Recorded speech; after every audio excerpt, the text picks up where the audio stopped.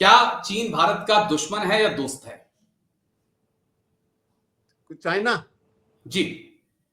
देखिए चाइना न दोस्त है और न दुश्मन है। चाइना हमारा पड़ोसी है और पड़ोसी के साथ हमें एंगेजमेंट से, बातचीत के साथ चलना चाहिए। बिल्कुल दीवार खींच के नहीं रहना जी, चाहिए। जैसे हम ना दोस्त है ना दुश्मन है, पड़ोसी है। उर्दू लेकिन दूसरा सवाल उर्दू मेरा, जो चाइना उर्दू के का साथ एक आपका कपलेट है। व्यापार घाटा है उसको कम कैसे करेंगे आप?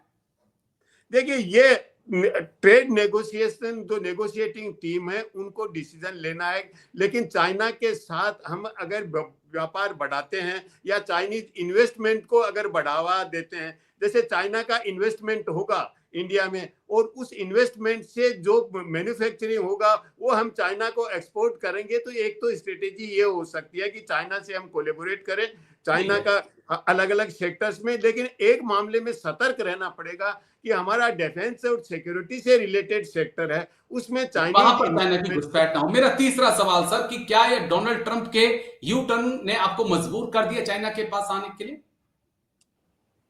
मेरे ख्याल से मैं ये तो नहीं कहूंगा कि मजबूर कर दिया, लेकिन अमेरिका की जो कूटनीति है या ट्रंप के बारे में हमारी जो पॉलिसी प्लानर्स की अंडरस्टैंडिंग थी वो पर्याप्त नहीं थी। हमने एक सिंपलटन तरीके से उन पे भरोसा कर लिया कि ट्रंप भारत के प्रति अच्छा दृष्टिकोण रखेंगे। तो मुझे जी, लगता है कि हमारा कैलकुलेशन गड़बड़ था, क्योंकि अंतर्राष्ट्रीय संबंधों में हमें एक वाइज विजडम के साथ कैलकुलेशन से चलना चाहिए कि आज जो दोस्त है क्या कल भी दोस्त रहेगा। अगर कल दोस्त नहीं रहेगा तो हमारे पास प्लान बी क्या है, हमें plan B, A B C plan कई बी और प्लान प्लान साथ सी लेके पर आपका चलना कहना है कि चाहिए। काम करना होगा। मेरा चौथा सवाल सर, चौथा सवाल, कि क्या साबरमती ने फिर से शी जिनपिंग को प्रधानमंत्री मोदी झूला झुलाएंगे बुलाकर कभी? ये तो बहुत सी परिस्थितियों पे डिपेंड डिपेंड करता है। अगर ट्रंप इसी तरह से करते रहे और यूक्रेन में कहीं पे पीस स्टेब्लिश नहीं हुई तो हो सकता है चीन और भारत फिर से नजदीक आ जाएं। और अगर यूक्रेन में पीसफुल मामला हो जाता है तो मुझे नहीं लगता कि इस तरह का कुछ होगा आगे, कि ठीक है। बहुत बस नजदीक आएंगे। आखिरी सवाल, मेरा आखिरी सवाल आपसे, पांचवा सवाल जो है मेरा, कि क्या पाकिस्तान और चीन की मोहब्बत के बीच भारत एंट्री करेगा? पॉसिबिलिटी है इसकी कि दोनों के बीच ब्रेकअप दोनों का करवा दे? मेरे ख्याल से भारत नहीं करवा के ये तो अमेरिका काम करेगा। जो आप बता रहे हैं कि भारत करवाएगा, वो अमेरिका करवाएगा पाकिस्तान और चीन के बीच में। मुझे ये संभावना ज्यादा ज्यादा लगती है। तो जो कहते हैं पति पत्नी और वो, तो वो वाला काम अमेरिका करेगा, भारत नहीं करेगा। अब यहां से बस मैं एक आखिरी टिप्पणी करना चाहता हूं, क्योंकि सोशल मीडिया पे एक पोस्ट आई थी पति पत्नी और वो वाली में, कि पाकिस्तान चाइना के साथ पहले से ही बिस्तर पे है और अमेरिका भी उसी बिस्तर पे आना चाहता है।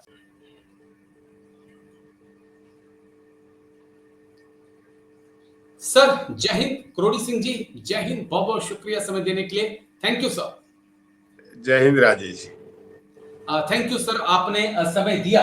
दरअसल चीन के विदेश मंत्री वांग यी भारत के दौरे पर, 3 दिवसीय उनका ये दौरा, जिसमें एनएसए अजीत डोभाल के साथ और विदेश मंत्री एस जयशंकर के साथ और प्रधानमंत्री मोदी के साथ उनकी मुलाकात होनी है। क्या मायने उनका ये दौरा रखता है सर?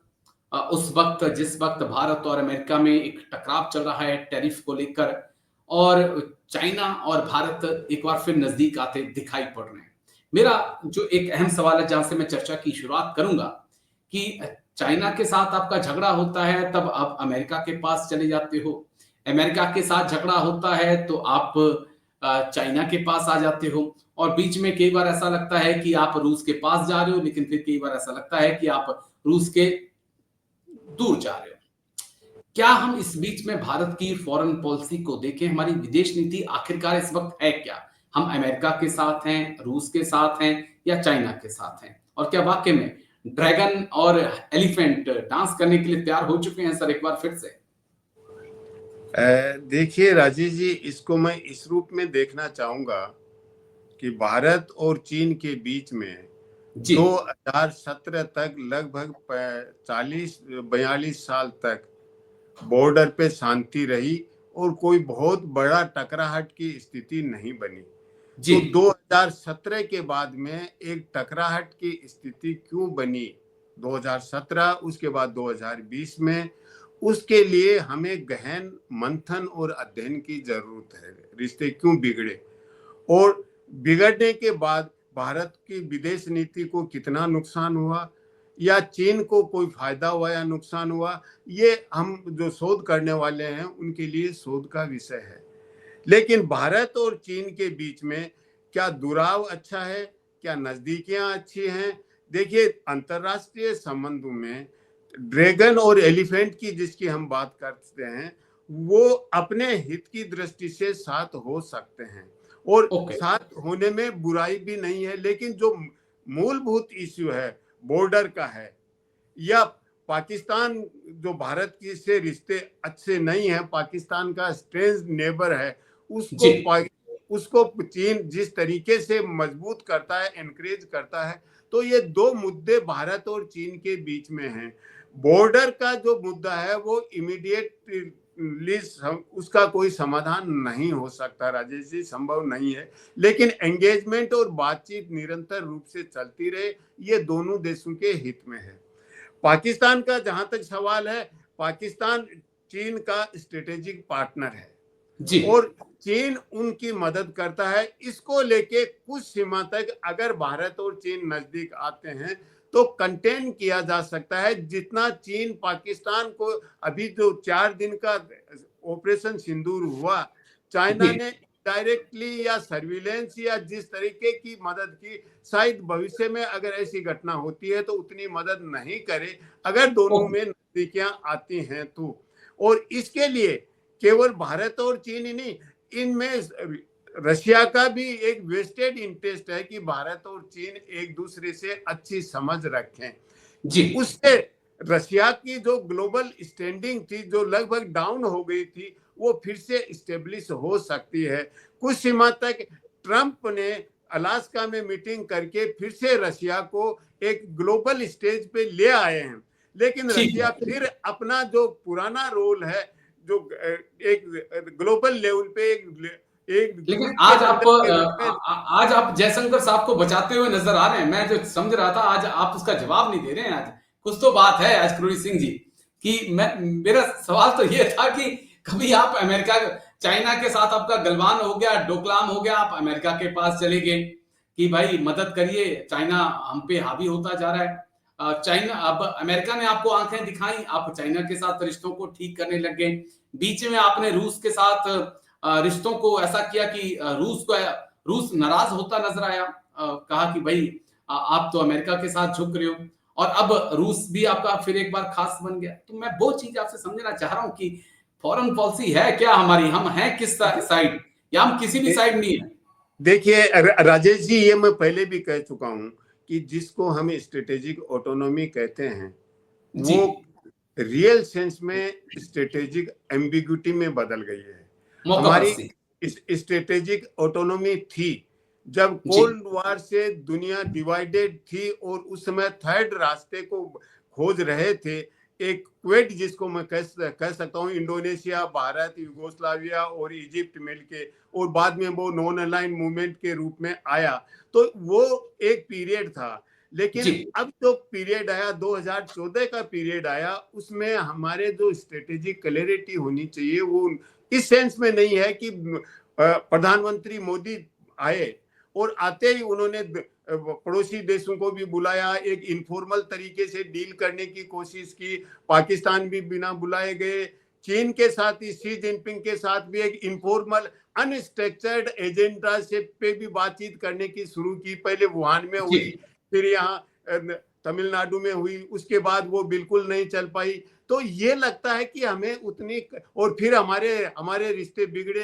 तो ये स्ट्रेटेजिक जो क्लैरिटी होनी चाहिए वो हमारे में नहीं रही। एकदम हम नजदीक गए, फिर थोड़ा सा एक्सपीरियंस अच्छा नहीं रहा, फिर हम दूर हो गए, फिर दूसरे के साथ एक्सपीरियंस खराब हुआ, फिर वापस नजदीक जा रहे हैं। तो मेरे ख्याल से अंतर्राष्ट्रीय स्तर पे विदेश नीति और कूटनीति के मामले में इस तरह की एम्बिग्यूटी है, वो राष्ट्र के हित में नहीं हो सकती किसी भी देश में, भारत के नहीं, कोई भी देश अगर इस तरह की कूटनीति और विदेश नीति रखता है तो वो राष्ट्र के हित में नहीं हो सकता। बड़ा पॉइंट कहा कि देश के लिए ठीक नहीं है। लेकिन एक चीज और, मैं क्योंकि सेना में मेरा काफी 16 साल में अपनी भारतीय सेना में दिए, मैं तो पॉइंट आपसे समझना चाहूंगा कि जो गलवान में हुआ, जहां पे झड़प हुई और हमारे 20 जवान शहीद हुए, उनके परिवारों के दिल पर क्या बीत रही होगी सर? वो भी तो सोच रहे होंगे कि यार इन लोगों ने तो हमारे आज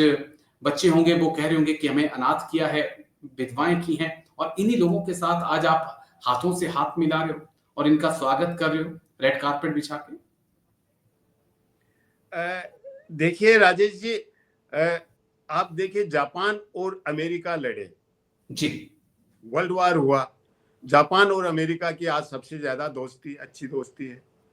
जर्मनी और अमेरिका और जो एक्सिस पावर था, लड़ाई थी, आज अच्छी अच्छी दोस्ती है। तो हम किसी एक चीज को पकड़ के बैठ के अंतर्राष्ट्रीय स्तर पे हम नहीं चल सकते। उसके लिए निश्चित रूप से जो परिवारों के साथ गुजरी है या सेना के जवान जैसे जीते हैं, क्योंकि हमारे परिवार के बहुत से सदस्य सेना में हैं, किस तरह की हार्ड लाइफ जीते हैं, हम कितने कंफर्टेबली जी रहे हैं, उसकी तो हम इमेजिन भी नहीं कर सकते कि हाइट पे बहुत ठंड है, 0 से भी ज्यादा नीचा टेम्परेचर है, वहाँ कैसी जीवन वो जी रहे हैं। तो वो बातें सब सही हैं, लेकिन आप किसी भी रिश्ते को एक लंबे समय तक इस तरह से तोड़ के नहीं रह सकते। तो फिर चाइना के साथ ही ऐसा क्यों, पाकिस्तान के साथ ऐसा क्यों नहीं? वहां तो आप कह रहे हैं कि भाई पानी और खून साथ में नहीं बहेगा, यहाँ आप कह रहे हैं कि खून और ट्रेड साथ में बह सकता है, कोई इश्यू नहीं है। आज हम देख रहे हैं कि 100 मिलियन के आसपास आपका घाटा है और गलवान इंसिडेंट के बाद लगातार आपका व्यापार बढ़ता रहा। तो एक राष्ट्र दो नीतियां कैसे हो सकती हैं? थोड़ा क्लियर करेंगे इसको। राजेश जी, ये बहुत इंपॉर्टेंट सवाल है। पाकिस्तान और भारत के रिश्ते हैं, उनका ऐतिहासिक संदर्भ बिल्कुल अलग है। भारत को तोड़ के पाकिस्तान का इमरजेंस हुआ, पाकिस्तान भारत से पैरिटी चाहता है, तो वो जो ऐतिहासिक मेमोरी है, तो आप और जैसे यहाँ गलवान में आपने 20 का कहा, जब पार्टीशन हुआ तो कितने लोग मरे हुए थे कि ट्रेन आई थी, दुनिया का सबसे बड़ा पॉपुलेशन ट्रांसफर हुआ था। तो वो मेमोरी है, वो दोनों ही साइड से नहीं जा रही हैं, भारत की तरफ से भी और पाकिस्तान की तरफ से भी। तो चीन और भारत की उस लेवल की दुश्मनी नहीं है, एक तो ये है। दूसरा कारण यह है कि पाकिस्तान के साथ अगर दोस्ती करता है तो डोमेस्टिक लेवल पे जो हमारे पॉलिटिकल लीडरशिप है उसको कहीं बहुत ज्यादा फायदा नहीं हो सकता अगर दोस्ती का हाथ बढ़ाएंगे। तो दोनों ही तरफ से, पाकिस्तान का रूलिंग एलिट भी और इंडिया का रूलिंग एलिट भी, दोनों चाहते हैं कि दोनों में हमें अगर एक दूसरे के नजदीक नहीं रहे, हम अदावत दिखाते रहें, तो हम मजबूत होते रहेंगे डोमेस्टिक मामले में। लेकिन चीन के साथ स्थिति अलग है। एक तो चीन बहुत बड़ा पावरफुल कंट्री है और उसके साथ हम वार में एक बार उलझ गए हैं। तो वार देखिए, वार से शुरू करना तो आसान है, उससे फिर निकलना आसान नहीं है।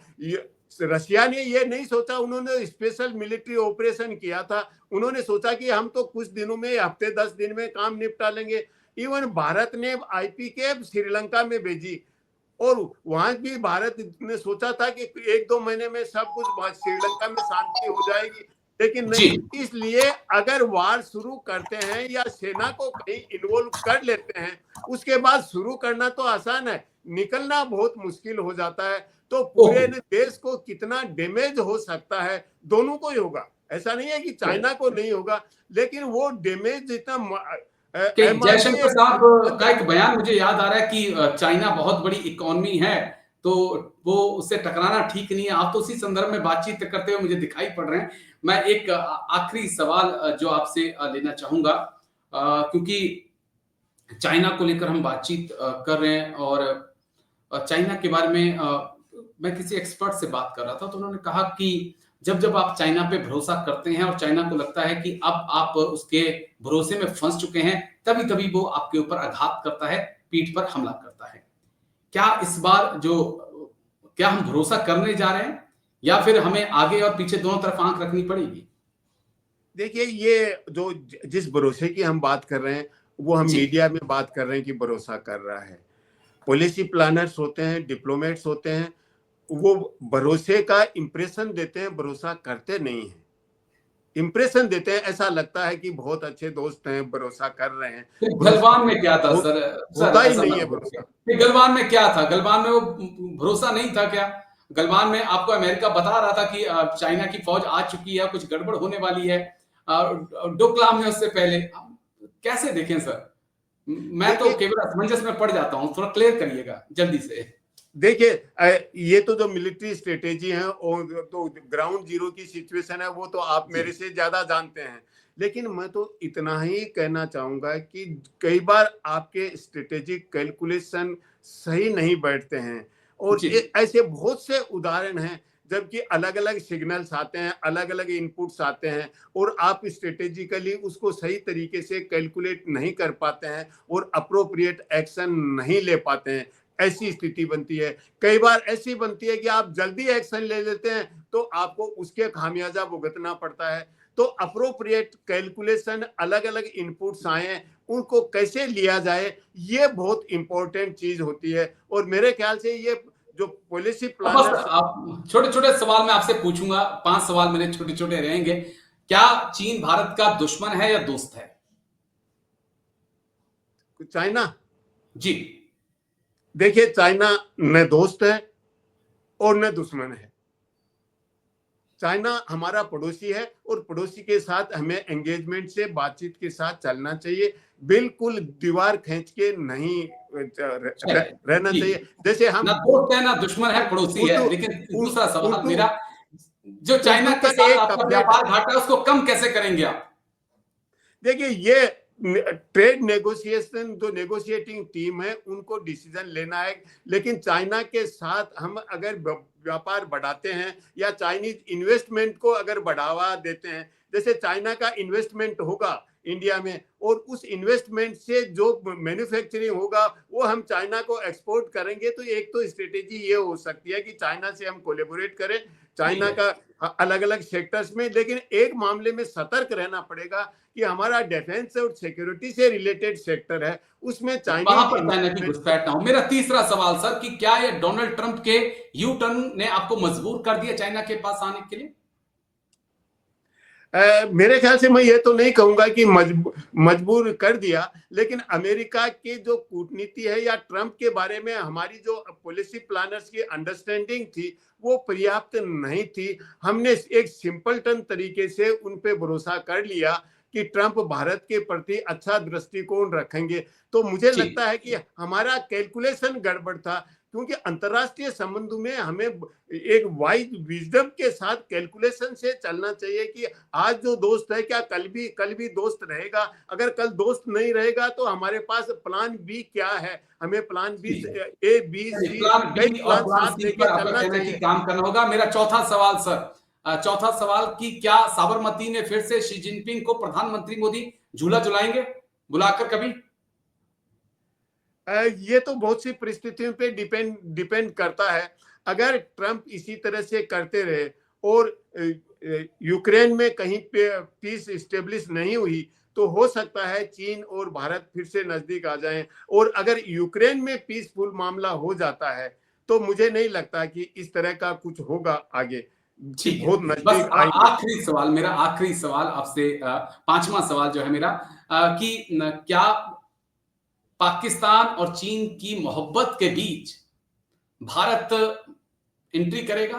पॉसिबिलिटी है इसकी कि दोनों के बीच ब्रेकअप दोनों का करवा दे? मेरे ख्याल से भारत नहीं करवा के ये तो अमेरिका काम करेगा। जो आप बता रहे हैं कि भारत करवाएगा, वो अमेरिका करवाएगा पाकिस्तान और चीन के बीच में। मुझे ये संभावना ज्यादा ज्यादा लगती है। तो जो कहते हैं पति पत्नी और वो वाला काम अमेरिका करेगा, भारत नहीं करेगा। अब यहां से बस मैं एक आखिरी टिप्पणी करना चाहता हूं, क्योंकि सोशल मीडिया पे एक पोस्ट आई थी पति पत्नी और वो वाली में, कि पाकिस्तान चाइना के साथ पहले से ही बिस्तर पे है और अमेरिका भी उसी बिस्तर पे आना चाहता है। अब लेट्स सी क्या कुछ होता है, लेकिन शुक्रिया, बहुत बहुत शुक्रिया करोड़ी सिंह जी आपका मेरे साथ जुड़ने के लिए और आज अलग ये अंदाज में आखिर जी। वाली बात है, ये क्लब रूम गॉसिप है, उस तरह का नहीं है, एक सोफिस्टिकेटेड डिस्कशन नहीं है। तो जी हम जी उसी जी नहीं, नहीं, मैंने कहा सोशल मीडिया पर हम कलम में पोस्ट बात वायरल नहीं हो रही करते। थी, मैंने उसका हवाला आपको दिया सर। चलिए, थैंक यू सर, बहुत बहुत शुक्रिया आपका करोड़ी सिंह जी मेरे साथ जुड़ने के लिए, तमाम पहलुओं पर बात करने के लिए। Thank you sir, take care, जय हिंद, thank thank you you sir. Rajesh.